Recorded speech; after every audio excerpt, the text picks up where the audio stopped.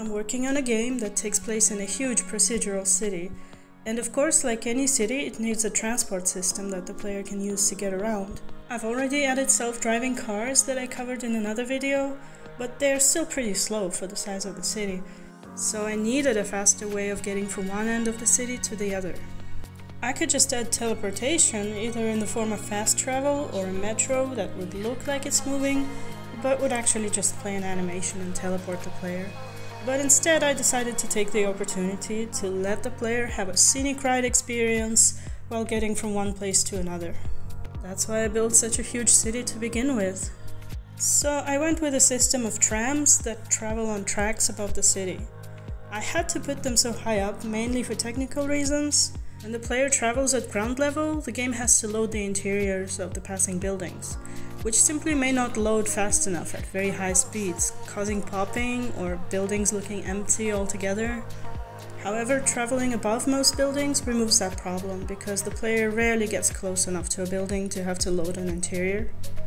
I guess the role of these sky trams could also be fulfilled by flying taxis that would take the player directly from A to B. But I felt that this mode of transportation would be too easy, and easy is boring. I always get lost in cities because I took the wrong bus, so I think I want that to be part of Venture City's experience as well. I will probably add flying taxis as well though, but only for special occasions when the player really needs to get somewhere fast. There are a few challenges with having Skytrams move on tracks through such a large city though. First of all, the track needs stations for the player to get on and off the tram.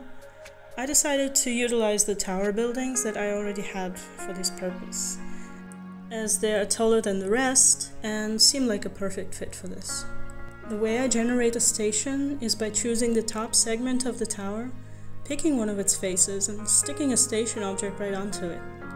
Of course, I have to let the tower know that it has a station on it so it can create an exit to the platform. Multiple tracks can pick the same tower as their station, and they always choose the same face, but they will have an offset based on the track's index. So sometimes the city generates these huge stations with multiple tracks that act as hubs from which you can choose where to go. I kinda like those. There is one problem with using towers for stations though. The towers are part of the city grid, and the city grid loads in chunks, in varying levels of detail, depending on the distance to the player. And I want my tram lines to be long enough to traverse the whole city, not just the currently loaded chunk. To achieve this, the track needs to know the exact location of each station, so it doesn't jump around as the player moves through the city, and distant parts load into view. And once they do load, the track needs to adjust without affecting the segment the player is currently on. As the track is generated in real time, I also have to make sure that it is generated exactly the same, regardless of which part of the city the player is starting from. One solution that takes all these challenges into account is using directions for each tram route.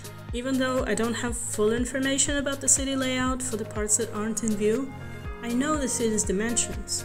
So I can generate a direction for each route that will traverse the whole city and pick up tower locations for stations as they load. So what I do is create a line from one edge of the city to the opposite one, with random coordinates along those edges. A random roll decides whether the X-aligned edges or the Y-aligned edges will be used. This line sets the direction for the tram route. At first I tried simply using all the towers that are within a certain range of that line as stations. But I quickly discovered that this approach created a very jagged track with lots of sharp edges and stations that were either too close or too far away from each other. Filtering out the towers that were too close to the ones already chosen by the track also didn't work, because that made the track dependent on which tower it starts from, so it would be generated differently depending on the player's location. And that's something I've been trying to avoid. So to make sure that my stations follow their direction, are evenly spread out, and remain the same regardless of which order they load in, I split the original direction line into a number of segments and use the segment points as anchors for the stations.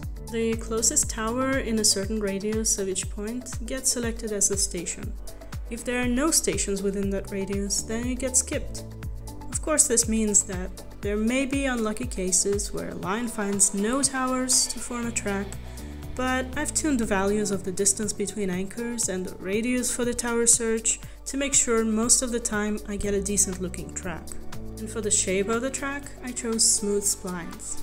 I feel like the city grid is rectangular enough as it is, for reasons I've mentioned in the other videos, so smooth tracks that run above the city would be a nice change. I use Unreal Engine's spline meshes for the tracks, and the stations are separate objects that load in proximity like everything else in the city. Another challenge for the tram system is the trams themselves. Creating a set of trams that run on schedule is hard enough, but making them run on schedule on a dynamic track that changes its length and shape in real time is an impossible task. As the tracks span the whole city, I can't just have one tram running on each track. The wait would be too long. So first of all, I had to separate each track into two to make sure trams going in opposite directions don't clash, and join them at the ends so they can turn around, thus turning each track into a loop. Then I calculate how many trams I need to put on the track to make them circulate at a specific interval based on the length of the track, the number of stations, and waiting time at each station, and the speed of trams on the specific line, which is different for each one. I recalculate this number every time the track changes due to stations loading or unloading, and add or remove trams accordingly. When I add the trams, I try to spread them evenly across the track so they run somewhat regularly. In order to do that, I imagine the track as a circle and already existing trams as points at certain angles on that circle. Then I find the largest interval between those angles and add the tram right in the center of it. The first one is added randomly though. This way, when a new segment becomes part of a track, the newer trams will very likely be added to it. And when a track needs to be removed, I remove the furthest one from the player, just to make sure the player is not currently riding it. That would be inconvenient. So that gives us a track with trams on it. One remaining problem is making sure it doesn't intersect buildings or towers, so the track needs to check for obstacles. And it needs to do this very fast because it is generated at runtime.